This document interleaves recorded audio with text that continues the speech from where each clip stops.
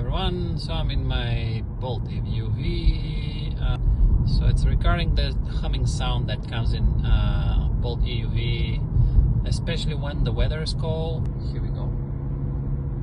So sometimes depends, sometimes starts humming at 40 something when it's cold, sometimes at 36. Right now the gap is like around